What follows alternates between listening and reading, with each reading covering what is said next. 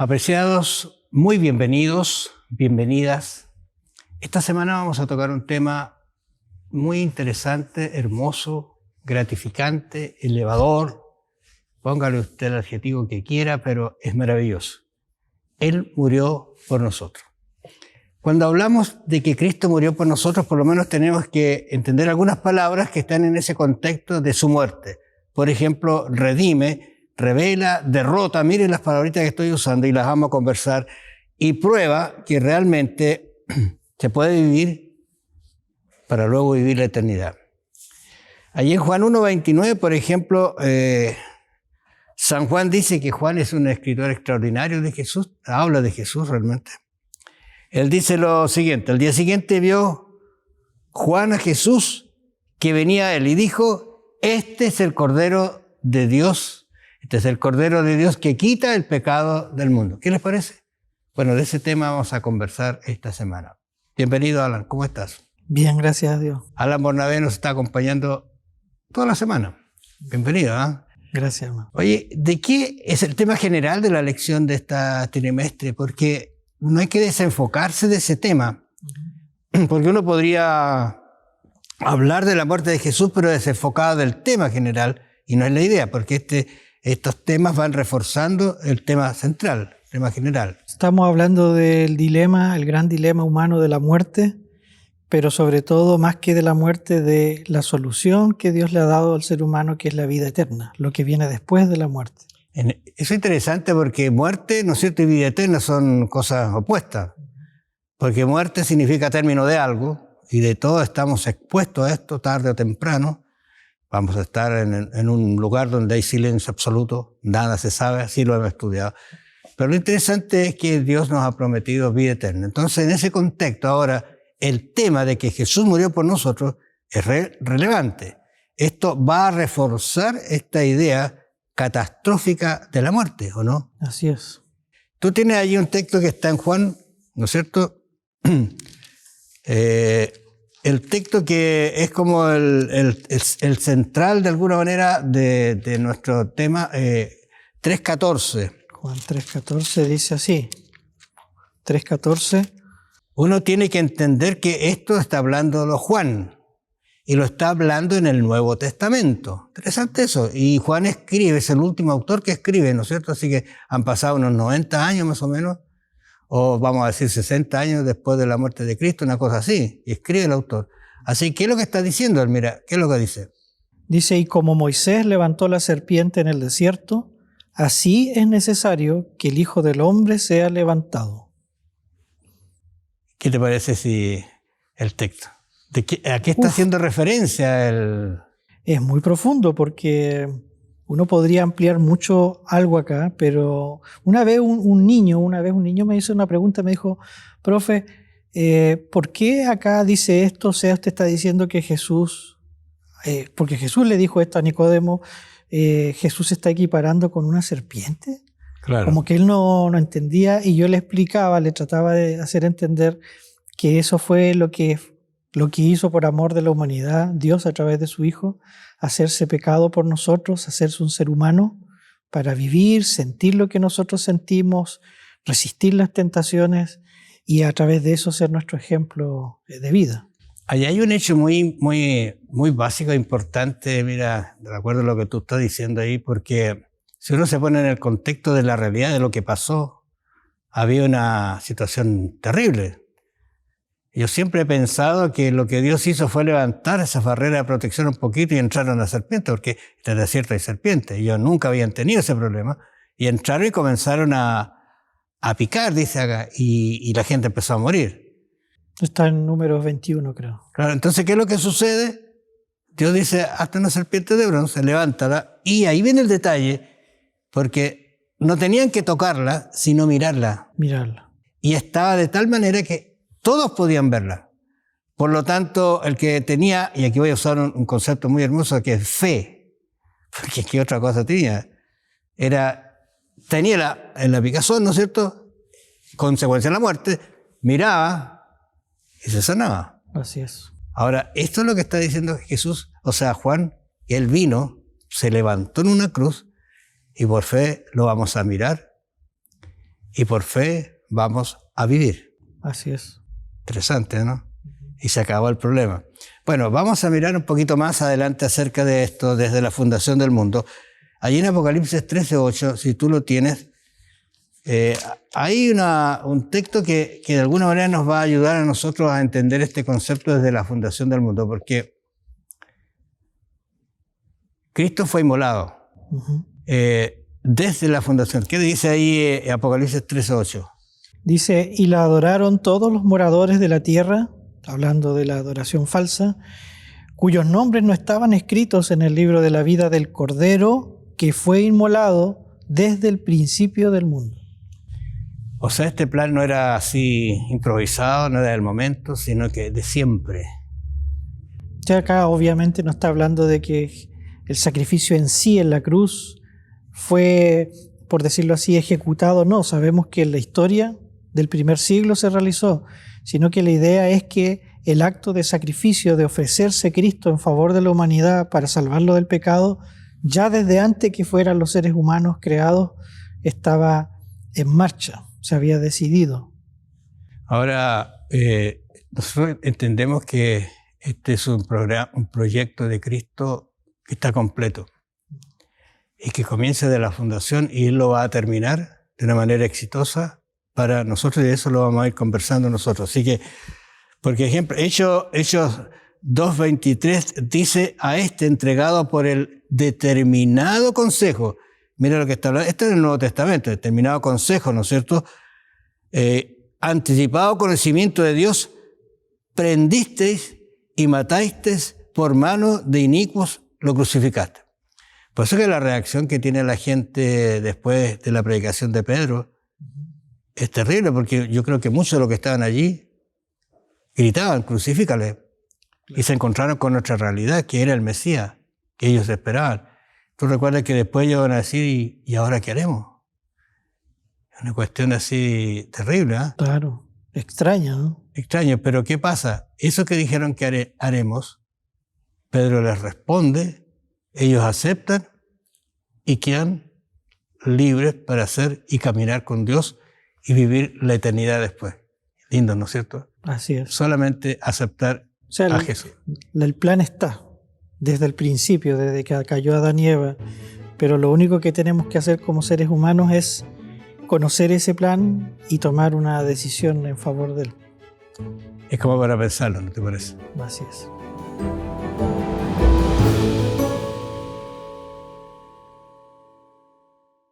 En el concepto de que hemos venido conversando acerca de Jesús murió por nosotros y miramos que esto viene desde la fundación del mundo, vamos a tratar ahora un prefacio a la cruz. Cuando tú escribes un libro, le pones una introducción, ¿no es cierto? Pero también se pone un prefacio. ¿Qué sería eso? O sea, no es tanto un resumen de lo que va a decir. Es como las ideas generales anticipando de qué trata el libro, digamos. O sea, en otras palabras, de lo que vamos a conversar hoy día es acerca, en este momento por lo menos, acerca de las ideas principales, acerca de esta muerte de Jesús. Exacto. Y ahí hay algunos textos, te había dicho Mateo 16:21, ¿verdad? ¿Qué es lo que dice? Sí, de acá en Mateo 16, versículo 21. Desde entonces comenzó Jesús a declarar a sus discípulos que le era necesario ir a Jerusalén y padecer mucho de los ancianos, de los principales sacerdotes y de los escribas, y ser muerto y resucitar al tercer día. Fíjate que interesante hablar de esto porque los discípulos como que no entendieron esto. Tú sabes que después ellos cómo reaccionaron, recién después del Pentecostés, como que tomaron el liderazgo de ser los discípulos, pero antes todavía estaban inciertos, pero ¿cómo claramente les dice a él, es necesario que suceda esto? Y le dijo varias veces, ¿no? Fue una. Te lo dijo. Incluso allí en Mateo 17, 22, ¿no es cierto? No sé, tiene ahí mismo, estando ellos en Galilea, ¿qué dice allí? Estando ellos en Galilea, Jesús les dijo, el Hijo del Hombre será entregado en manos de hombres y le matarán, mas el tercer día resucitará, y ellos se entristecieron en gran manera. Había una comprensión, ¿no es cierto? Pero no muy fundamental. Pero acuérdense que estamos hablando de que Cristo, Él murió por nosotros. Entonces Él está contando que yo voy a morir por ustedes. Sí. Pero voy a resucitar. Y eso es lo interesante porque en el enfoque general estamos hablando acerca de la muerte. Voy a morir, pero voy a resucitar. Ese tema. Ahora, Mateo 9, 32 dice, habiendo salido de allí, caminaron por Galilea y no quería que nadie lo supiese, porque enseñaba a sus discípulos y decía, el Hijo del Hombre será entregado. Otra vez. O sea, este énfasis comenzó, bueno, Marco está relatando los últimos acontecimientos, pero él está diciendo que él está con ellos, pero que va a ser entregado, él va a morir. Y ahora uno tiene que tomarlo así, murió, voy a morir por ustedes. Ahora, lo digo, va a morir por mí. Es el camino que él está tomando, que está siguiendo. Ahora, fíjate que hay un asunto que me parece que es relevante en relación al estudio que hemos tenido, que son dos palabras en realidad. Si tú la miras con detención, la palabra consumado es. Sí, es muy importante. Es tan importante, ¿por qué razón? Porque cierra un ciclo. En la cruz, uno, bueno, dice que hay unas palabras, 7 palabras, qué sé yo, pero esta palabra es muy importante. ¿Qué pasa cuando él dice consumado es?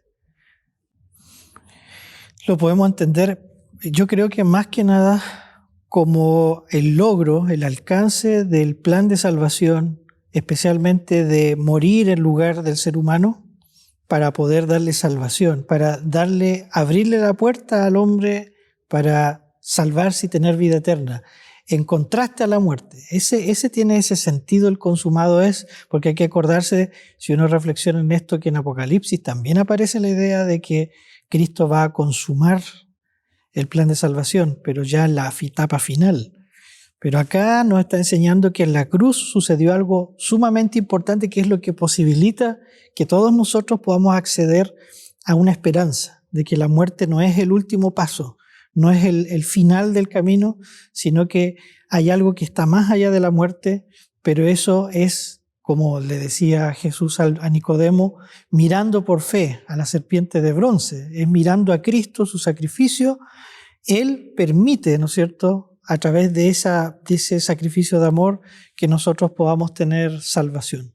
Interesante por lo que tú dices de Nicodemo, porque a Nicodemo le costó un poquito entender este concepto, y por otro lado un tiempo de madurez, y también tuvo muchos problemas porque empezó a aceptar a este Jesús como el Mesías, como el Redentor, como su Salvador, como el que le podía dar vida después. Incluso algunos comentadores hablan de que Nicodemo después entregó toda su fortuna para el avance de la obra. O sea, es así como reaccionó al final. Y él mismo, tú sabes, que fue a buscar el cuerpo, o sea, ya no se ocultó más. Uh-huh. Incluso al parecer la última sesión que tuvieron estos personajes que querían matar a Jesús lo hicieron en una hora inadecuada y Nicodemo no estaba. O sea, yo diría que, complementando eso, la idea de consumado es una palabra poderosa que Jesús dijo y que se cumple en la historia, en la vida y en la muerte, el sacrificio de Él. O sea, tenemos que confiar en que lo que hizo Cristo en la cruz es completo, es total. No tenemos que perder la esperanza de que en este mundo donde es tan difícil tener una esperanza viva y seguir viviendo con esa esperanza, hay una cosa hermosa que estamos estudiando acá, que estamos tratando de aproximarnos a eso, y es que de la cruz emana la esperanza de la vida eterna, y solo tenemos que tener fe, como hacíamos alusión a las palabras de Jesús a Nicodemo, ejercer fe de que esa salvación es completa para nosotros. Ahora, interesante eso que te completa un plan, un propósito. Fíjate que Juan, relatando este incidente allí en el capítulo 19 de Juan, versículo 30, dice: cuando Jesús tomó el vinagre, dijo: consumado es. Mi pregunta es: ¿lo tomó, lo bebió o no lo bebió? No lo veo. ¿Para qué era el vinagre? Para anestesiar, un anestésico antiguo. Claro, es interesante ese detalle porque él está sufriendo y no quiere que nada le impida tener la claridad para lo que está haciendo. Exacto. Aunque eso le está costando mucho dolor, mucho sufrimiento, mucha angustia, separación. ¿Recuerdas tú esa frase cuando dice: Padre, ¿por qué me has desamparado? No la entiendo yo. Uh-huh. La puedo entender así de un pariente que se va, que está lejos, pero tengo la esperanza que va a volver, ¿no es cierto? Pero nunca he tenido, voy a decirlo así, nunca lo voy a tener, incluso el hecho de vivir siempre, vivir ahora y vivir la eternidad con alguien y después separarse. Claro. Eso es incomprensible. O sea, a ese nivel llega el sacrificio de Cristo. Por eso dice: Padre, desesperado, ¿por qué me has desamparado? Y tenía que estar desamparado. Tú sabes que hubo tinieblas sobre la tierra. Todo eso es un espectro de que el Padre está ocultando, ¿no es cierto?, lo que está sucediendo allí en la tierra. Está pagando el pecado tuyo, voy a decir así, perdona que tengo en primer lugar, pero el privilegio, yo creo, y el mío. Exactamente. Y de quienes nos están escuchando también. Así es.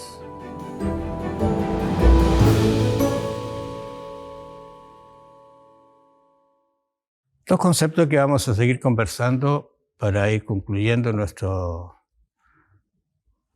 tema general, que Él murió por nosotros. Justamente vamos a hablar de este concepto: ¿qué significa eso de que Él murió por nosotros?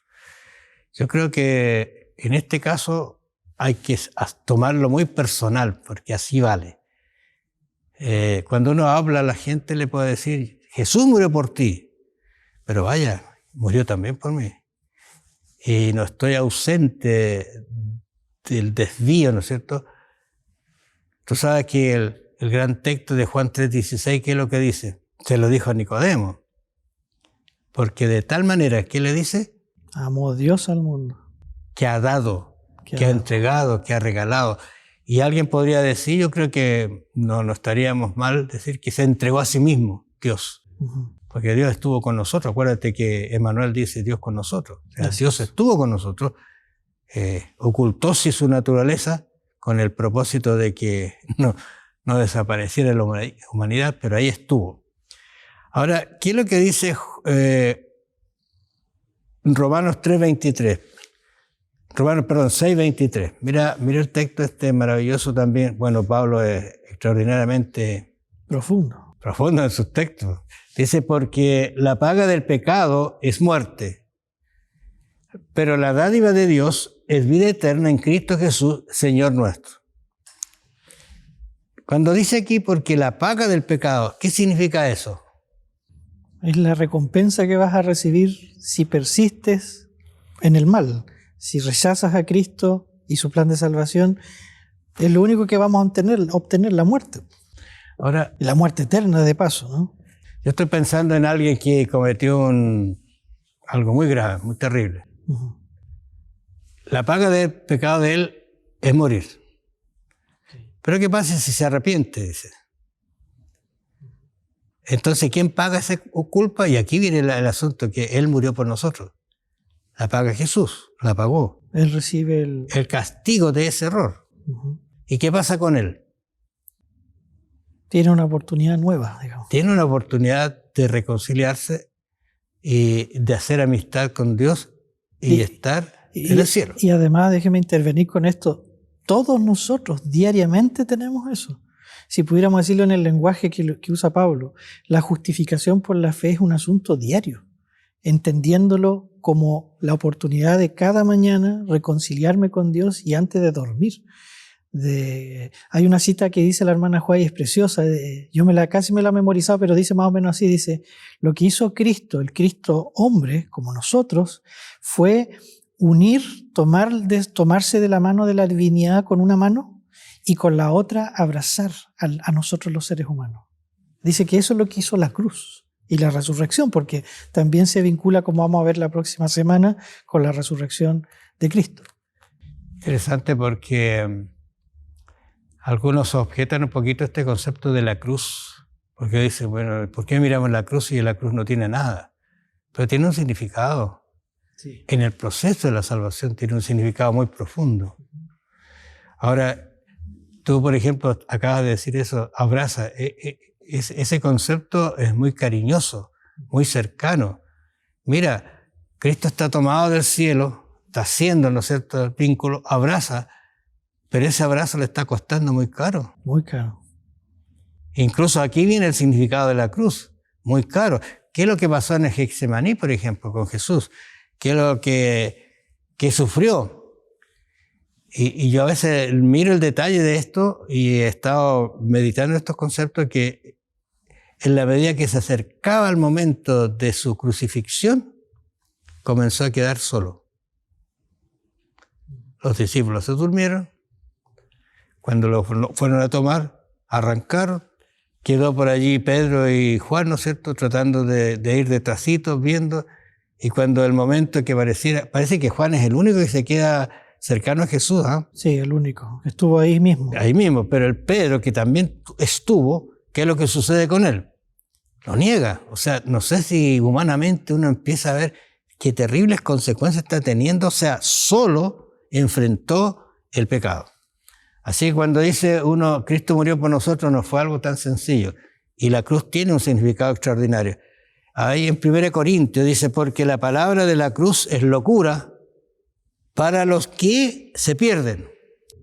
Para el mundo en general que rechaza a Cristo, ¿no? ¿Cuántas personas, sí, que rechazan a Jesús? Cuando uno le habla estas cosas, a veces por respeto te escuchan, pero están detrás. Incluso llegando a la burla a veces. Claro, ¿cómo pueden pensar eso?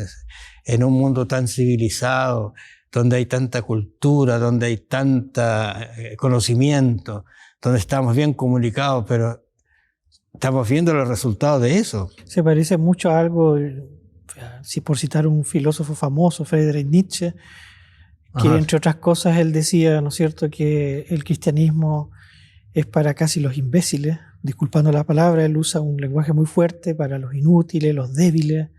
Esos valores hay que cambiarlos, dice, porque te hacen más débil frente a las personas. Así lo veía. Y a veces uno sospecha que esa ideología, en los tiempos que vivimos, se ha reafirmado, pero eso es entender mal lo que realmente, como usted bien dice, significa la cruz. O sea, si me lo permite explicar un poquito, yo veo dos cosas acá en la cruz y que lo menciona una cita preciosa, el autor citando a Haskell en un libro bastante hermoso, antiguo.